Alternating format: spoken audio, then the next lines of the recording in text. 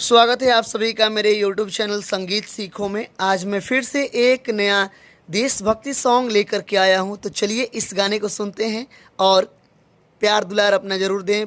Video को लाइक करें, channel को सब्सक्राइब करें, बेल आइकन को दबाना ना भूलें। तो चलिए इस गाने को सुनते हैं। बहुत ही अच्छा मैटर है।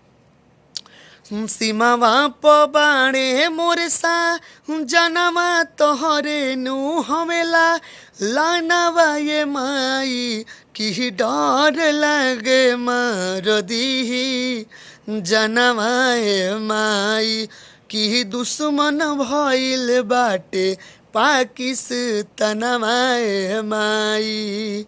ये गाना है एक औरत के पति जो हैं सीमा पे सिपाही हैं, बॉर्डर पे यानी कि बॉर्डर फोर्स हैं, उनके लिए ये सॉन्ग एक औरत अपने माँ से गुहार करती है। तो चलिए इस मुखड़े को फिर से सुन लेते हैं। तब दोनों अंतरा मैंने लिखा हुआ है, ये फुल गाना है, फुल मैंने गाना और लिखा हुआ है। तो चलिए सुनते हैं फिर से।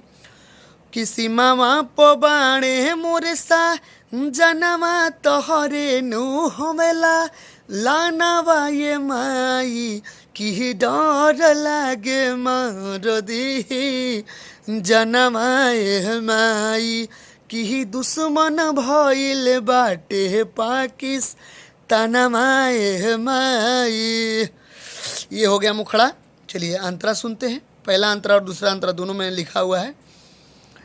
करी हो तू रक्षा ये माई हमारा सुहाग के, चिंता फिकिर में बिताई दिनों रतिया जाग के। करी हो तू रक्षा ये माई हमारा सुहाग के, चिंता फिकिर में बिताई दिनों रतिया जाग के। लूटल चाहता खा जनवा लगावतनी सनवा ये माई की डर लगे मार दी जनवा ये माई की दुश्मन भइल बाटे पाकिस्तानवा ये माई। चलिए ये पहला अंतरा हो गया। चलिए मैं आपको दूसरा अंतरा सुना दे रहा हूँ। बहुत ही अच्छा मैंने सॉन्ग लिखा हुआ है। ये देशभक्ति सॉन्ग आप स्टेज पे भी गा सकते हैं, ट्रैक पे भी गा सकते हैं। आप स्कूल, कोचिंग, ट्यूशन जहाँ भी पढ़ते हो, आप अपने देश के नाम 4 लाइन 4 शब्द सुना सकते हैं। चलिए दूसरा अंतरा है।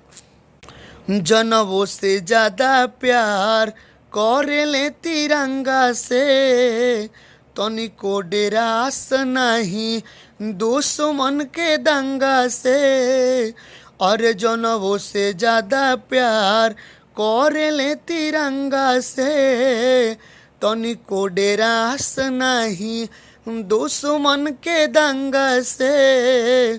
भइल अत्याचारी बाजा हनवा देखी दुखी भइल मानवा ये माई की डर लागे मार दी जनवा ये माई की दुश्मन भइल जाता पाकिस्तानवा ये माई।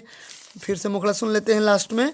सीमावा पबाणे मोर सा जनवा तोहरे नु हमेला लानवा ये माई की डर लगे मार दी जनवा ये माई की दुश्मन भइल बाटे पाकिस्तानवा ये माई की डर लगे मार दी जनवा ये माई की दुश्मन भइल जाता पाकिस्तानवा ये माई। प्लीज़ वीडियो को लाइक करें, चैनल को सब्सक्राइब करें, बेल आइकन को दबा लें ऐसे ही भोजपुरी गाना फुल फ्री में पाने के लिए। तब तक के लिए धन्यवाद। जय हिंद, जय भारत।